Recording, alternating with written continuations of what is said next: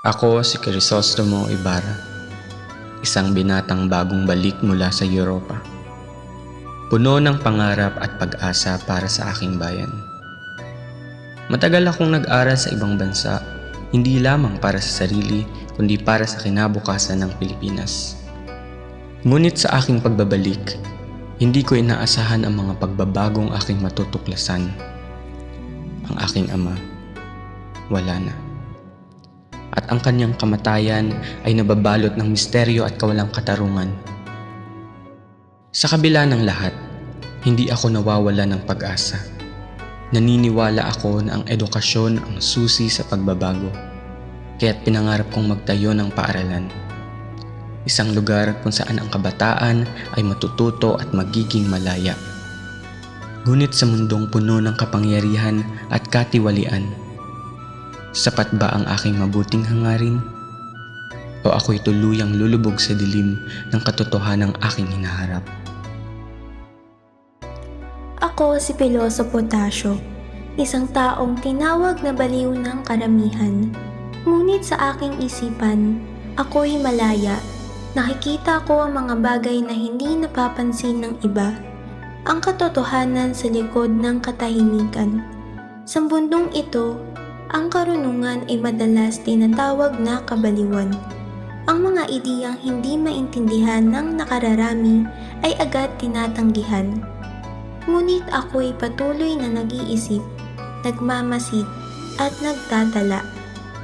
Hindi ako bulag sa mga maling nangyayari sa lipunan. Nakikita ko ang katiwalian, ang pang-aapi at ang pagkukunwari. Ngunit sa halip na makisabay, pinipili kong manatiling tapat sa aking sarili. Sabihin man nila ako'y kakaiba, mas gugustuhin ko iyon kaysa mamuhay sa kasinungalingan. Ako ang guro sa San Diego. Isang simpleng tao na may malaking pangarap para sa aking mga mag-aaral. Araw-araw, pinipilit kong ituro ang kaalaman kahit kulang sa kagamitan at suporta. Hindi madali ang maging guro sa panahong ito.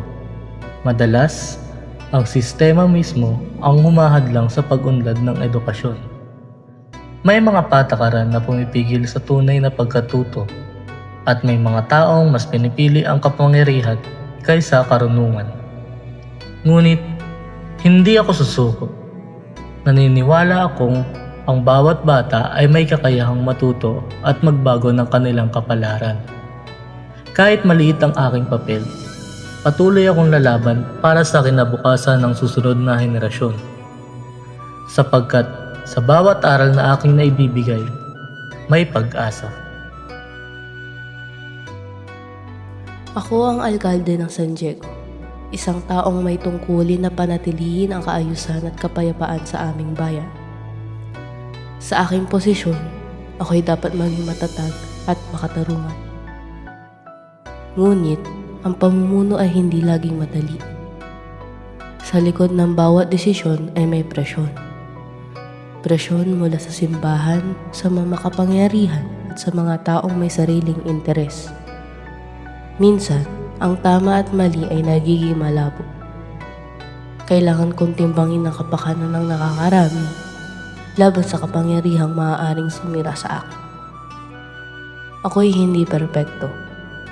Ngunit sa bawat hakbang na aking ginagawa, sinusubukan kong piliin ang landas sa magdudulot ng kapayapaan, kahit na ito'y may kapalit.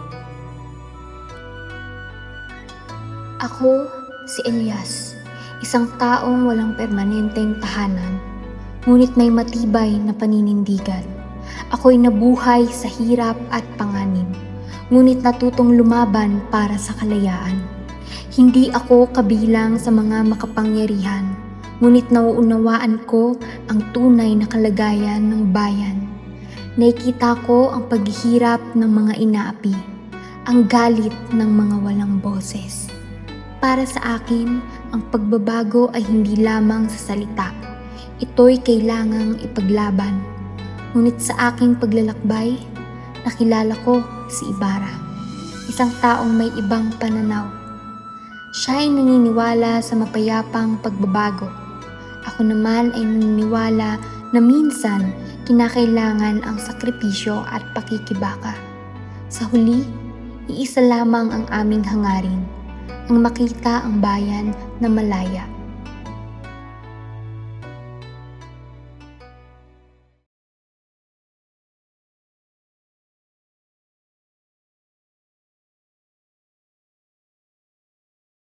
Sa panahon ng kolonyalismo, ang edukasyon ay hindi para sa lahat. Sa No Limitangere ni Jose Rizal, pinakita ang katotohanan sa likod ng sistema ng edukasyon.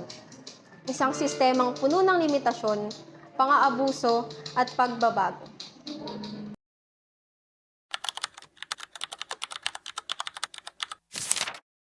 Dito itinapon ang bangkay ng iyong ama. Siya ang tumulong sa paaralan at sa mga batang nag-aaral. Ngunit, ang mabubuting gawa tulad ng iba ay hindi nagtatagal. Nais kong ipagpatuloy ang mga nasimulan niya kaysa magiganti. Pinapatawad ko ang mga naging kalaban niya. Ngunit nais kong malaman, ano ang mga balakid sa pagtuturo? Kailangan po ng pagtutulungan at pagganyak sa mga bata. Ngunit, kulang sa gamit at sa suporta. Natututo silang bumasa at sumulat. Ngunit, walang pag-unawa dahil sa pagsasaulo. Bakit hindi niyo mabigyan ng lunas? Malulunasan po. Narisko ang pamamalo at ginawang kaaya-aya ang pag-aaral. Natututo ang mga bata. Ngunit, pinagalitan ako ng puro. Pinilit ibalik ang dating sistema. Kalaunan, napilitan akong ibalik ang parusa. Nawala ang sigla ng mga bata. At pati ako'y nawala ng gana. May pag-asa pa ba? Mayroon po, kung magkakaroon ng sariling paaralan at kalayaan sa pagtuturo. Ngunit, habang nangingibabaw ang takot, mananatiling mangmang ang marami. Sa kanyang narinig, nabuksan ng mga mata ni Ibarra sa tunay na kalagayan ng edukasyon. Ngunit upang higit niyang maunawaan ang mundo, siya'y humingi ng payo sa isang taong kilala sa kanyang karunungan, si Piloso Potasio.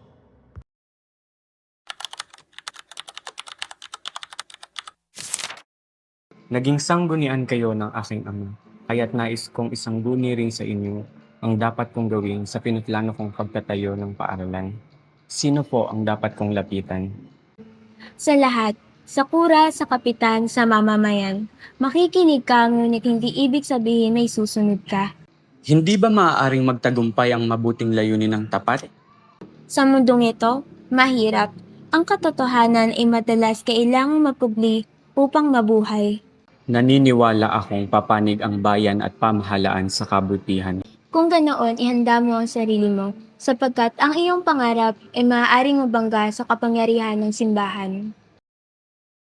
Bitbit ang mga babala at aral ni Piloso Potasio, pinili ni Ibarra na ipagpatuloy ang kanyang layunin at ito ang magtayo ng paaralan para sa kinabukasan ng mga kabataan. Ngunit ang landas tungo sa pagbabago ay hindi magiging madali.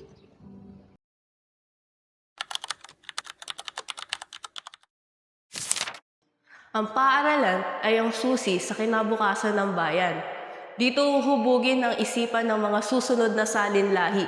Magpasalamat tayo sa Espanya. Mabuhay ang hari. Mabuhay ang relihiyon.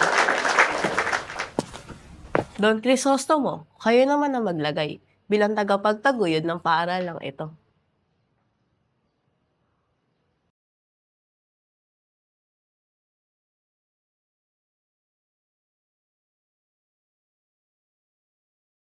Mag-ingat kayo, Ibarra. May panganib sa araw ng seremonya.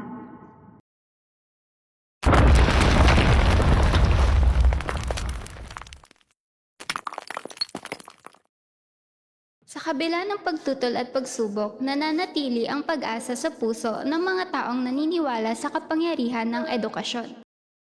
Ang mga aral ay patuloy na sumasalamin sa mga aral ng nakaraan. Ang tanong, handa na ba tayo matuto at magbago?